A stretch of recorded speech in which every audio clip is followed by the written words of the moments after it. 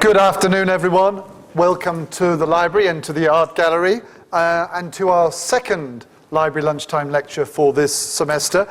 A bit of a record today because we have 3 speakers. We've had 2 on a couple of occasions before, but never 3. So this is a record. Our speakers, Dr. Margaret Sands, Dr.Armağan, Ateşkan, and soon to be doctor, we hope, Sıla, Sagun. Margaret and Armağan work in the education faculty, as I'm sure most of you know, and Sıla teaches at BLIS and is completing her PhD in the education faculty, not quite as we speak, but at the moment. Their topic, IB or not, I should declaim Shakespeare, shouldn't I? IB or not IB, that is the question. The key to university success. So they organized a very important project examining the university performance of students who had followed the International Baccalaureate and students who had not. Okay, they will share the results with us today, a very important topic. And rather appropriate today, of course, in Turkey, 8th grade students throughout the country taking the TEOG exam in order to go to high school and their futures being determined by these things. We're hoping to have 10 minutes or so at the end for questions, so if you have any points or suggestions or anything you wish to ask the speakers, they will be available at the end. It's a little bit warm. We're bringing in some fans to keep it cool because there's so many people here, and otherwise I'll invite Margaret to start things off, and we have to swap the microphones now. Thank you.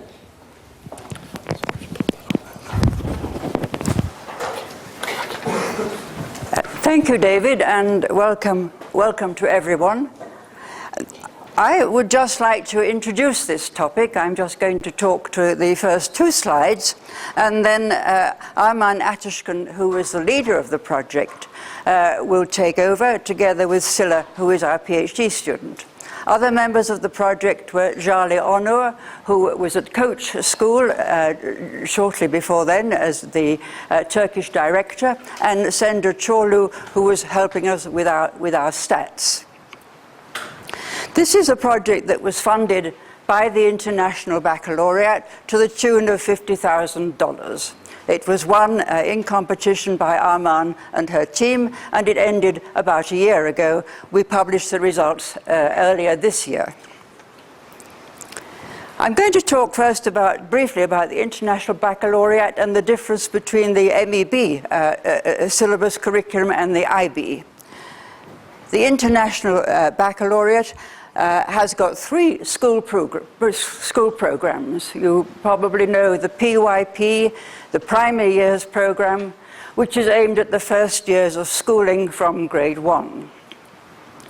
2 of our schools follow the PYP, Özel, Bilkent, and BLIS. The MYP, the Middle Years Program, is aimed at the middle years in school. None of our schools at the moment follows the MYP, but Özel Bilkent is just starting to follow it and will become accredited before long. The Diploma program is for grades 11 and 12 in the high school, grades 11 and 12, and that is followed by all 3 of our schools, BLIS, Özel Bilkent Lisesi, and Bell's Bilkent School in Erzurum, Bilkent Erzurum Lab School. And both Bell's and Özel Bilkent Lisesi and BLIS have been following the diploma program for many years. The final point here is that our Graduate School of Education is accredited by the International Baccalaureate to award our students the IB certificate in teaching and learning. So those graduates who are enrolled with us for pre-service teacher education, and there are some of them here, when they finish will have an MA with a thesis, qualified teacher status, and an IB certificate in teaching and learning. The difference between the 2 programs, which was being investigated by our team, is laid out here. You will know that all high school students in Turkey follow the Ministry of National Education program, MEB Milli Eğitim Bakanlığı program, which is a 4-year program, grades 9, 10, 11, and 12. Towards the end of grade 12, they then take the university entrance examination. This is a 4-year program with common overall knowledge. About 15 subjects are studied for 2, 3, or 4 years, right up to the end. On the other hand, the IB Diploma program is only a 2-year program, grades 11 and 12, as I said, so it overlaps the final 2 years of the MEB program. It's a much more concentrated course. The program, students follow 6 subjects across 2 years. And those 6 subjects, 3 of them are taken at standard level, S level, 3 of them are taken at higher level. They are kind of balanced in number, and those of you who've got students at BLIS or students doing the IB Diploma will understand this. They're kind of balanced, unlike the MEB program, and they are taught more in depth than the many more subject areas in the MEB curriculum. The diploma, the IB Diploma, has a final examination, a series of final examinations in May. They also have internal assessment by teachers of practical work, of project work, of field work, of art and music. The MEB program has only got internal assessment by school teachers. There is no final exam. Those students, and many, as you know, millions, then go on to take the university entrance exam. The IB Diploma program also has 3 core elements: CAS, creativity, activity, and service, which students have to do in their spare time. They have to do an extended essay of 4,000 or 5,000 words, which is marked externally. And they also have to do the theory of knowledge. So these are 3 extra core subject areas to the 6 subjects that they follow for the 2 years. So our project then set out to try and determine, was there a difference, first of all, in the university exam results between the 2 groups? And remember that this group also does this. So these guys have an easy time compared with these. They're doing MEB as well as they're doing the IB Diploma and all the extras. So we set out to compare their performance in the university entrance exam, and then in the common subjects at university when they came to one of 4 universities and thereafter. And I'd like to hand over now to Armağan and Sıla.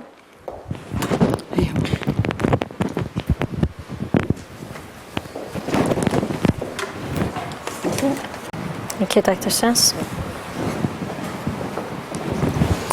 Okay, I would like to welcome you all to today's presentation lecture. So first of all, I would like to continue after this comparison. So what is IBDP like in Turkey? So the situation in Turkey in terms of IBDP. So first of all, I would like to start that in 1994, it got approved. I mean, it started in Turkey, the first school accredited in Turkey in 1994. And then it continues throughout the years. Now, currently, there are 39 schools in Turkey doing IBDP. And majority of the schools, which is 38 of them, are private schools. Just one of them is a public school. But I heard that there are some schools in public schools are also trying to be in the system as well. Right now, they're still working on it. And as we all know, all of the schools in Turkey are subject to ministry approval, except the schools, embassy schools, some of the embassy schools, or some of the international schools that are not giving Turkish diploma. They're not subject to ministry approval, but the rest are subject to ministry approval. So that's why these are some of the challenges that DP schools are having in their system. Then, of course, when we look at the literature, we see that there are some overload and misalignment problems. Now, today we are going to present one part of our study, whereas the whole study we also compared curriculum as well in terms of curriculum load and cognitive demands and other things as well. So it's a huge project. But in this place, we see some overloads and misalignment problems in this part as well. And the other thing is, most of the people are highlighting that no direct entry recognition or university credits. When you look at worldwide, there are some, I mean, if you go to IBO's website, you can see university recognition site where you can find that the list of the country and also the list of the universities that are giving some sort of credits to the students, like first 2 years, if the student got higher level mathematics and get 7 or 6 score, and then they can they have a chance not to take maths in the first year of their university, which will result ending the university earlier than the friends. But in Turkey, this is not the case. But I don't want to generalize it, because some of the private universities or foundation universities are acknowledging IBDP in some other ways. So based on the diploma grade, they are giving some chances to the students, which I will tell in a minute. And I will give a word to one of the members who took part in this study, in this research. So she will tell, based on her IBDP score, what she did by her sentences. And of course, what it brings, that it brings international dimension to the national standards. So that's why IBDP is growing in Turkey for the time being. So what we did in our study, so let me talk briefly about what we did. So we got an objective in our study, so we wanted to find out academic performance of the students in the university. So that was our first objective that we looked at. We also looked at, with a smaller group, some attributes of IBDP, how it's used in the, I mean, it helped students to develop, I mean, graduates to develop in this study. So we looked at those two things. So in terms of their academic performance, these are the things that we investigated. We looked at their university national university entrance exam scores first. And then we looked at their academic performance in the university in terms of their cumulative GPAs. And we looked at some of the individual subject course grades. And we also looked at their continuation rates. I will tell in a minute what we mean by continuation rate. And also we looked at their graduation rate, whether they are graduating early or not. So now this is our sample. Of course, it was hard to define the sample, hard to find the sample as well, because universities are not keeping a data that this student got an IBDP diploma, or this student is coming from, and of course they're all coming from the national system, but universities are not keeping record of IBDP students. So we have to start from the schools. We went to the schools who are doing IBDP, and we invited them to the research. They accepted to be a part of the research. Almost half of the schools accepted. And this was a good number for us, because this was the majority of IBDP graduates, the schools that are coming from. And based on these numbers, we find out the universities that most of the IBDP students are going. So we approached 4 universities, as you see here. First university is Bilkent University. The second one is Middle East Technical University.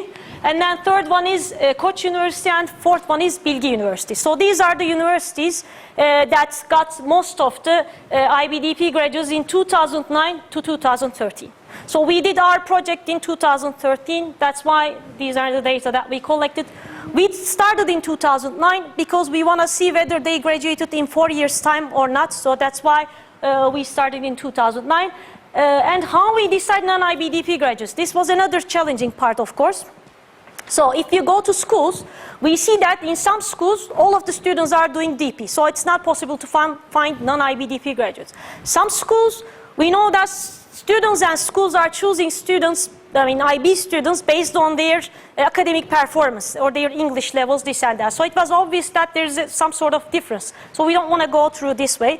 So what we want is, we work closely with the University Registrar's Office and want them to find us a sample that can be comparable with these guys. If these students are scholarship, we want these students to be scholarshiped as well. So we got certain criteria, but we try to control, of course, some of the variables, but it's not possible to control everything, because it's not possible to get every information all the time from the registrar's office. Sometimes schools are not keeping it, sometimes they don't want to share it, which is understandable. So that's why, let's say, we couldn't get their socioeconomic status background. So this was a sort of limitation for our study, which we accept. So these are the numbers. As you see, majority of the students are coming to Bilkent University, and then the others. So the total number of people that took part in our research is almost similar to say both groups. Okay, so what did we do? We looked at their national university entrance examination scores. So these are the results that we got. You are familiar with those abbreviations, Turkish Mathematics 1 and 2 and MF4. We got some others as well, but we want to use the most common ones. So these are the most common scores that we got. So these are IBDP graduate scores. These are non-IBDP graduate scores. So you see that there is a difference in the favor of non-IBDP graduates. So they scored higher than the IBDP graduates based on this result. So this is the situation when they come to the university.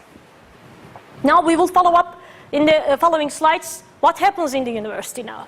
So their academic performance at university, first we looked at their cumulative GPAs. So these are IBDP graduates and non-IBDP graduates. As you see here, the bold ones are the ones that we find statistical significant difference. The others are higher, but we couldn't find any statistical significant difference. Why these courses? Because these are the most common courses that's taken by the students in their first year. So that's why we used these courses. And then academic performance at university continuation. So I should maybe first of all clarify what do I mean by continuation rate. I mean continuation rate means that the student is staying at the same department throughout 4 years, not change the department. But of course IBDP graduates in Bilkent University for this case, they got a chance to change their department if they got a certain diploma score from the diploma and then have a certain GPA from their life here. And we got one student who also took part in our research, so she's gonna share. I mean, she was IR student in my records, but I just learned that she's not an IR student anymore. So you can, maybe Deniz, if you want, you can come here or you can speak to the microphone because of the camera. Okay, good afternoon. I graduated the IB program in 2013 and from Ankara College, and then I came to Bilkent University because Bilkent gave me the opportunity to switch between departments. So I began with the International Relations department, and I scored 34 points at IB program. And then Bilkent required to obtain 30 points, so IB point is no obstacle for me. And then during the first semester, I mean the fall semester, I had to make a certain point of GPA here. So that was the limit. The limit was 2.8, and fortunately I scored 3.44. Then this allowed me to switch between departments, so I became a law student. Thankfully, I am doing well in law department, and having done IB gave me the chance that my chances are not dependent only on the national exams, but I had another chance. Although it was hard for me to balance my life in the final year of my high school because there was the national exams and the university exams, I gave the balance more on IB program, and then this thankfully allowed me to change my department. Thank you. Thank you. Thank you so much. So this was a last thing for her. I mean, she accepted that to take a part in our presentation. Thank you so much. So these are the rates that we find out. So the means that said yes, 75% stays, IBDP graduates stays in their department, whereas 25 of them, Deniz is one of these guys, and then changed their department, whereas non-IBDP graduates, this figure is of course different than IBDP graduates.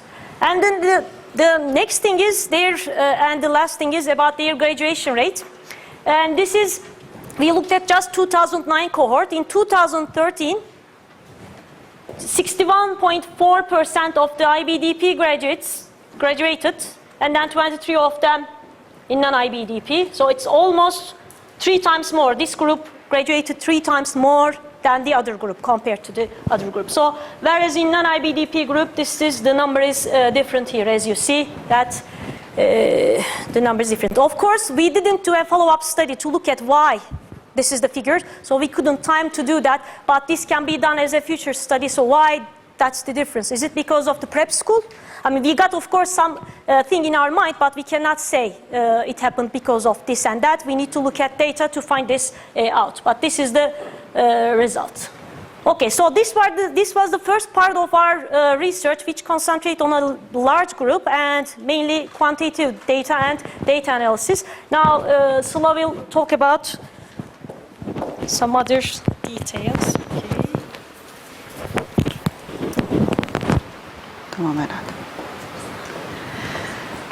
Yes, we didn't only look at the numbers. We also went and talked to the people about what they believe, what they think about all of those things listed here. How is their sense of belonging to the university, their critical thinking skills, academic preparation, and time management skills. So we were wondering how they are prepared for the university studies, plus some of the skills that might be helpful at the university. This is our sample, and yes, again, there are some numbers and some qualitative data. One of them is an online questionnaire to collect the data on sense of belonging and time management skills. And the other one for the critical thinking skills, actually run by a professional company called SHL. So their representative came here to the university, gave the test, and collect the results. The last one is the focus group discussion. So in total, we have 8 focus group discussions that we brought all these students come together to learn their perceptions, what they think, what they believe about their programs. This is the total number that we have for each instrument. The online questionnaire in total have 81 people. This number is a little lower in the critical thinking test and the focus group interviews.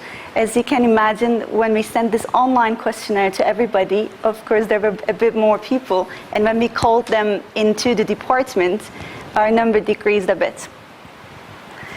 What the results are, the first one is the sense of belonging to the university. These are the mean scores that we got from the questionnaire.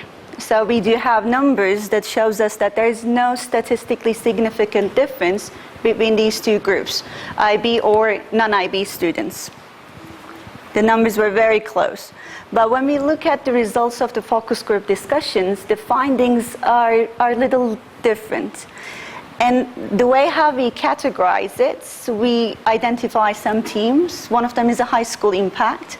And for each team, we look at the positive and negative parts.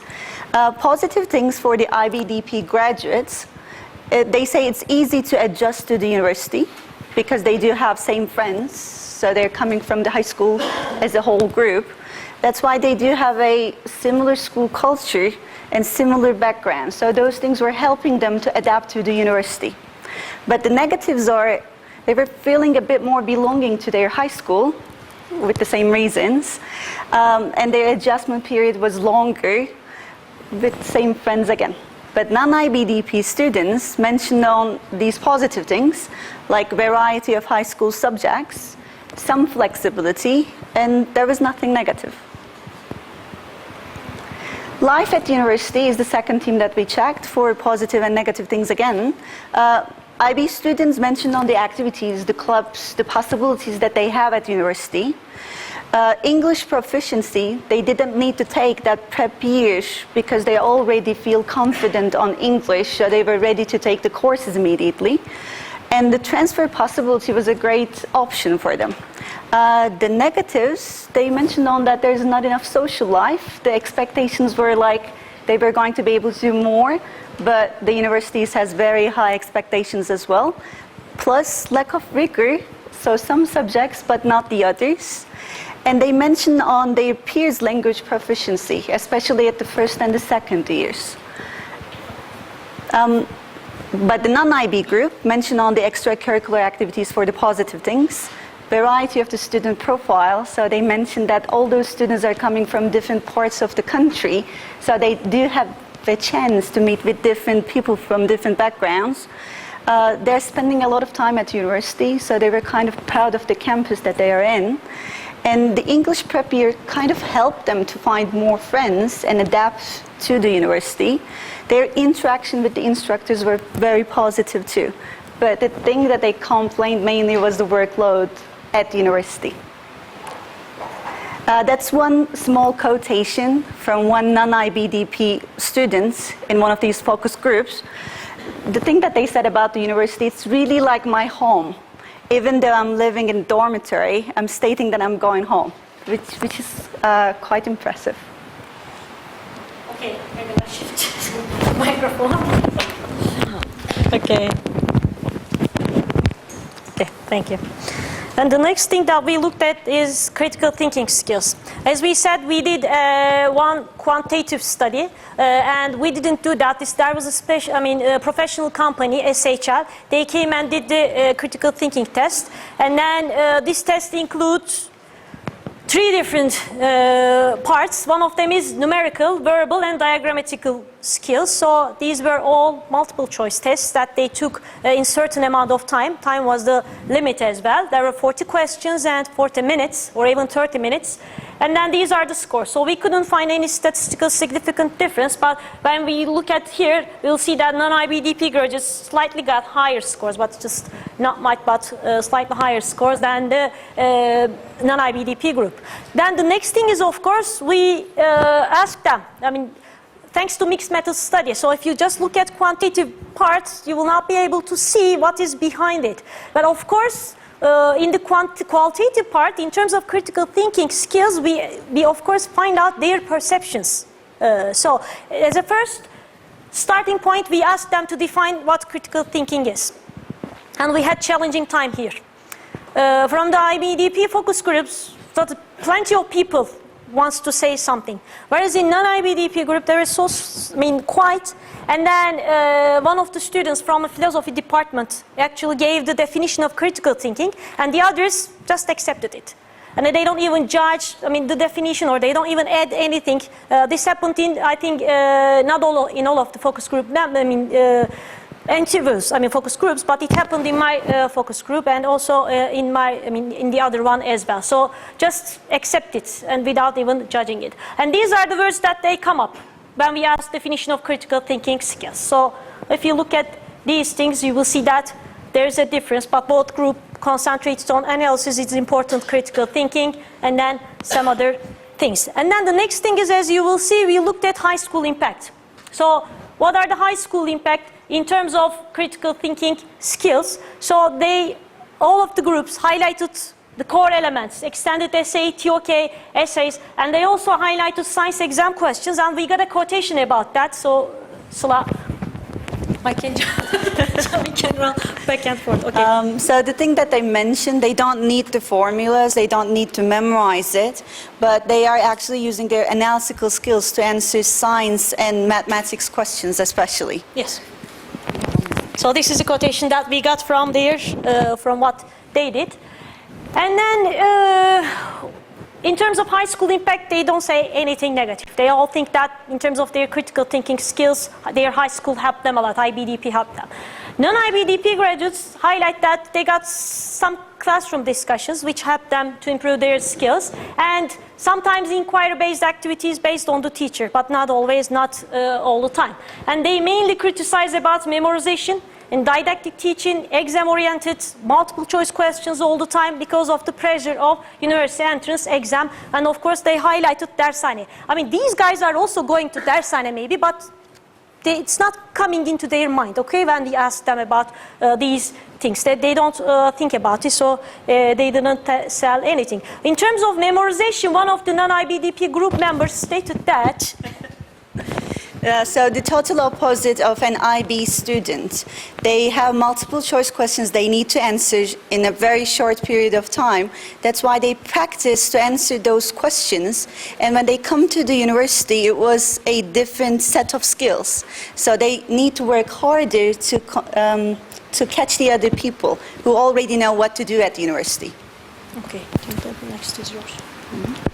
Oh, sorry, I got one more thing as well. Okay, so the next thing we looked at is after high school impact, we find out the issues related to their life at university. So when we look at IBDP graduates, they think that because of no taboos in this school, in the university life, they have a flexibility to use their, analysis abilities and critical thinking skills, and they can question things, and they can discuss movies with the people, with their instructors as well. So these are the positive things that they told us. And in terms of negative things, this is something that we find interesting, that in the university, they think that memorization is in the university, not at high school, but in the university. So this is maybe feedback for us, instructors. And then they said that it's didactic teaching, and they said that they cannot use their higher order thinking skills in the university, whereas they used it in the high school. So this was, so they were using their critical thinking skills. They're analyzing what they are having in the life at the university. So this was also a sign of critical thinking skills. And then when non-IBDP graduates, they don't have any negative attitude here. As you look at the chart, they got very positive things about the university. They find it challenging, and then the research in the university is making them feel very happy because of use of technology and new things that they learn every day. And then they like in-class discussions and the discussions with their instructors. So because of having variety of friends and different sort of idea. Okay, then the next thing is academic preparation.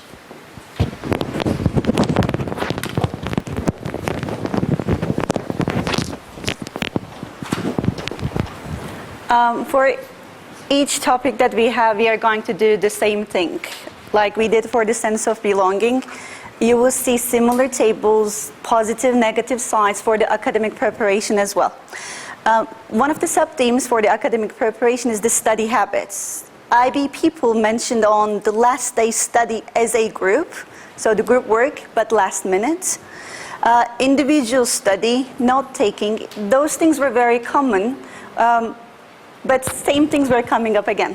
When we look at the non-IB group, the regular study habits, it's continuous, listening well in class was helping them, or reviewing the course materials, even private tutoring. So it was a longer list.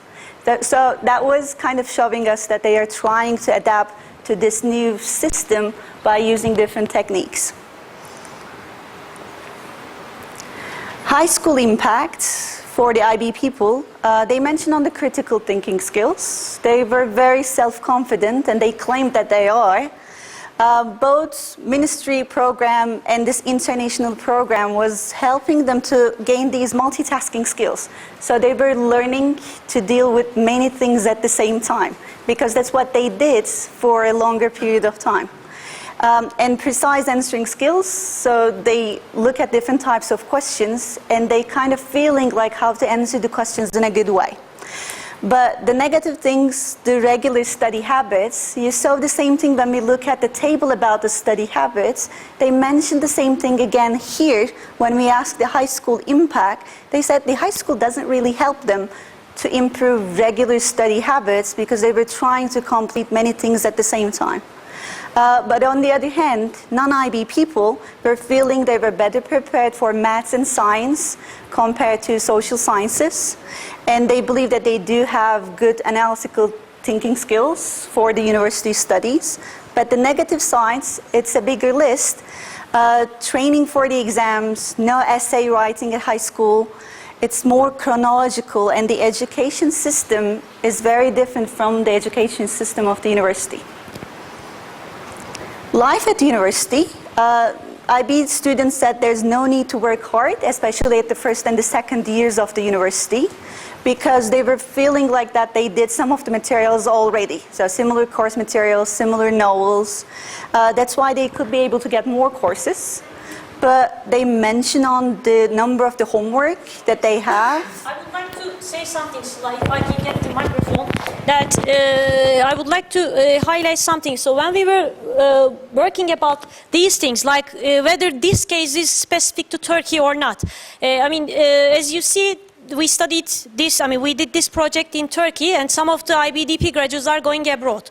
So Professor Doğramacı, we shared some of our results with him, and he said that it will be better to ask some of the students some of the graduates who are going abroad, ask them, and then ask whether this is the case in other countries as well. So we did a quick survey, around, 36 of the graduates, IBDP graduates, replied questionnaire. So based on the results, it is same around the world. It's not just specific to Turkish universities. It's around the world. First 2 years, it's easy for IBDP graduates, especially in some of the courses, if they have taken it as a high-level course. Okay, the other side is the non-IBDP people for the life at university. Positive things, they applied classes at the university. So it was something that they didn't see at the high school. And lots of homework was something positive for this group, not negative. And they felt like that critical, analytical things were going more at the university. The main negative thing that they mentioned about the life at university was the great concern. They mentioned on these high expectations and how stressful those expectations, to correspond those expectations for them. And we got one quotation here. IBDP focus group members that talk about the first 2 years. As I explained this, the first 2 years of the study, they're thinking that it's really easy, especially in some of the courses, that they even said that the novel that they have read at high school is the same novel that they're reading in the first year. So I can see some of the heads shaking like that, so I'm going to give you a word to say if you want to say something. So that's why they said that this is the sentence that they stated. So the last item that we got is time management skills. So we looked at their time management skills, and we found out that this is again the quantitative result. We couldn't find any significant difference, but these guys got higher scores in the time management questionnaire. I'm not going to get into details. It has short time management, long time management, this and that in this one, but I'll not get into details. And first of all, again, we asked them what does time management mean to them. So this time, non-IBDP group came up with a long list compared to the IBDP group. And they also said that we're not good at time management. Most of the time in the focus groups, they all said that we're not good at time management. But these people said that they're okay and they have plans daily and monthly and they prioritize things and they use to-do list, whereas this group come up with a short list of time management skills. So this was surprising for us because they have to follow a lot of deadlines. So that was one of the things that we find surprising. And we couldn't find a lot of high school impact for both groups. That's why we skipped that part and we looked at life at university. So IBDP graduates said that university schedule is very useful and attendance policy and attendance requirements are helping them to manage their time effectively.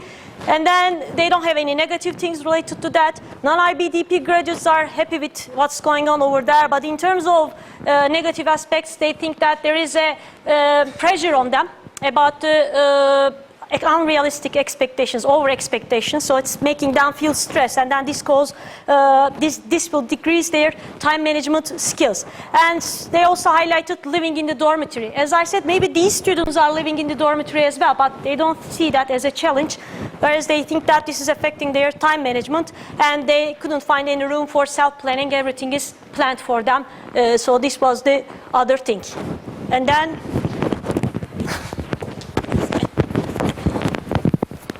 maybe I should stay next to okay. We didn't only ask students what they believe, how they feel about their skills or their academic preparation, but we also talked to some faculty members. The way how we selected the faculty members, during the focus group discussions, we gave a little piece of paper to every student to candidate some names for a possible faculty member individual interview. And when we look at the list, some of the names were more common, so we approached to the faculty members, and 5 of them happily accepted to talk to me, and then we will be able to get some common points among these 5 different faculty members from different departments. You see the departments' names: industrial engineering, electronics, molecular biology, law, and the English language. These are the common things that they mentioned about the IB students. It was mainly about the character traits. Almost all of them said that they're very self-confident, better in group work. Sometimes they're taking that leader position because they do have good communication skills and they're ready to take the responsibility. So if something went wrong in the group, they step in and try to help the rest of the group. They do know how to study. They mentioned on the self-discipline several times. And they mentioned on these skills, time management and critical thinking in a very positive way. Especially a few of them said that they do have a wider perspective. They know how to ask questions, and they do not hesitate to ask questions. Here are some quotations from different departments. The first one from law. Actually, this faculty member mentioned me that the students in law, they need to do these summer trainings while they are studying. And when he visited one of those students in a law office, the professionals over there mentioned on that student like a professional who knows what to do very well. And this is exactly what they said. This person is not like a summer intern, but most like a trainee who graduated from the university. And the English language departments, of course, talk about the English language skills and said that they do have much better English skills, broader cultural backgrounds, mentioned on those TOK classes, how much they know about the philosophy. And overall, he said they're better prepared for the university studies. And the last one, from the engineering, actually both engineering faculty members mentioned on the subject selection. So if a student is taking mathematics, physics, higher level, while they're studying IB, the engineering is a good choice for them because they know a lot already. So when they come to the first year, they do quite well. But if they chose biology and didn't look at the physics for a long amount of time, maybe the engineering might be a little problematic for them. So they advise that the subject selection should be done wisely. Okay, so we are approaching to the end of the presentation. So as a conclusion, maybe I should stay with you. Okay, as a conclusion, first of all, I would like to highlight the quantitative data result that we find out.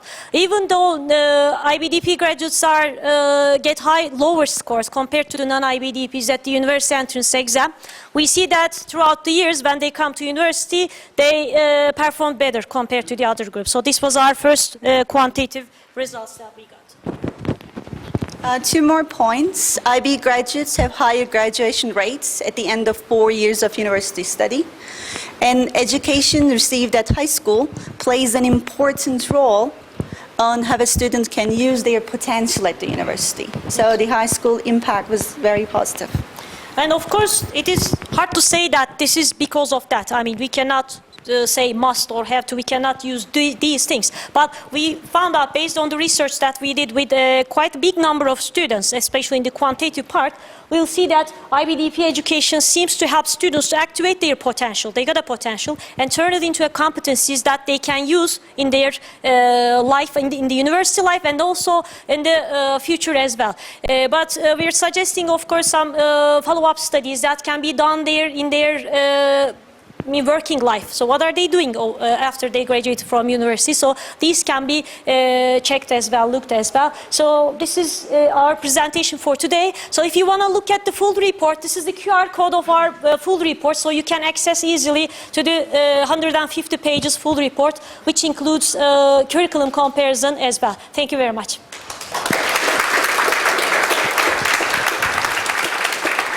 Let me thank Margaret, Armağan and Sıla for that very full and informative, very interesting, I think, quantitative and qualitative material, kind of complementing but also coming up with a few interesting things as well. We have about 5 minutes. Those of you who have a class may wish to leave soon, but if any of the professors or the students here wish to ask a question or make a comment, we have a little time for that.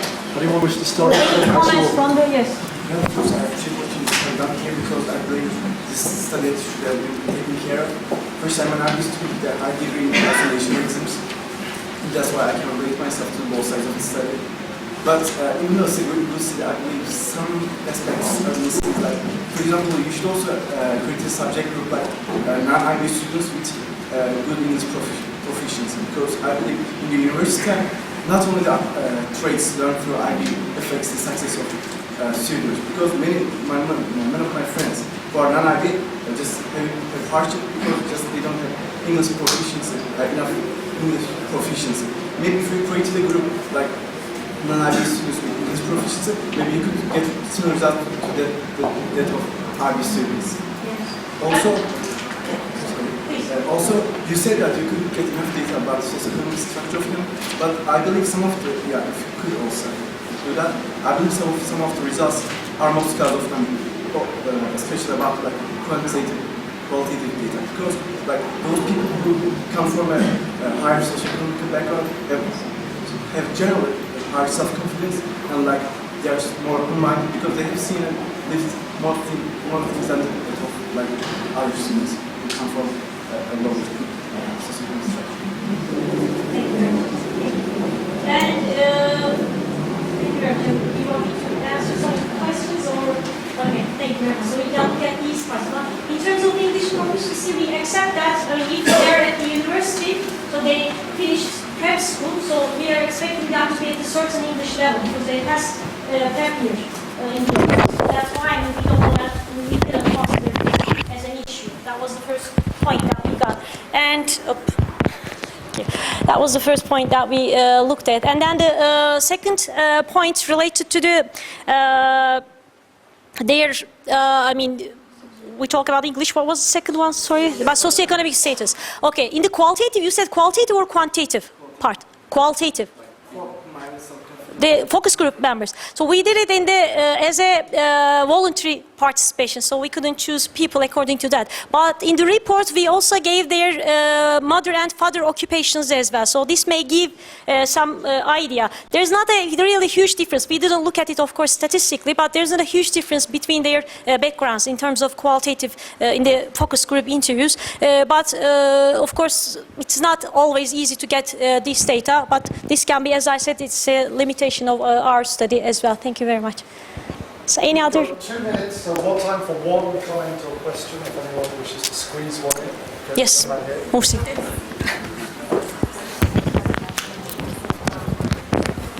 Thanks for the presentation. It was actually quite informative. But I would like to mention a concern that we had among our friends in the department as well. I'm a graduate. I'm a student in the graduate department. We believe that in Turkey, many private schools like high schools and primary or middle schools tend to use IB diploma program as a way to say to the parents or the students that we are here to teach English mainly, and when your student graduated from here, he will have excellent language skills.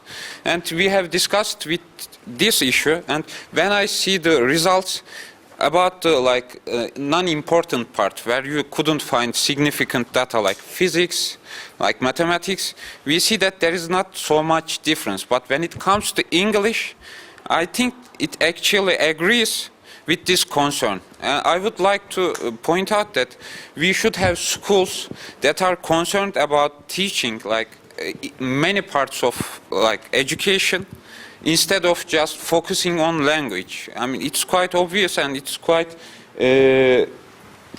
expected that when you have top 4 universities in the country which are Top 4 universities, I don't want to say it like that. The most IBDP graduates are which are giving education in English and having higher cumulative GPA results because you have you can use English better and you score higher in English. But if we have schools differentiated in a way to provide curriculum deeply in many fields, it would be better. I mean, it's not a question, but it is a concern that I can see that it has a consistency with your work as well.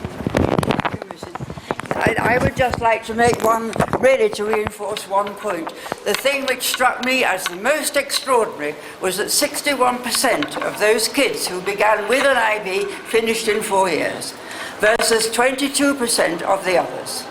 Now you think of the amount of time, money, parental anguish, having them all in your class again and again. This is a phenomenal finding. And just for that alone, I would back the IB. Okay, time is up. Before we thank the speakers again, I would like to thank members of the library staff who worked very hard to prepare these talks. Also to inform you that our third and final lunchtime lecture for this semester will be Dr.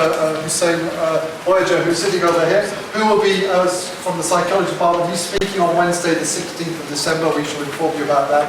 Let's put our hands together again and think our speakers.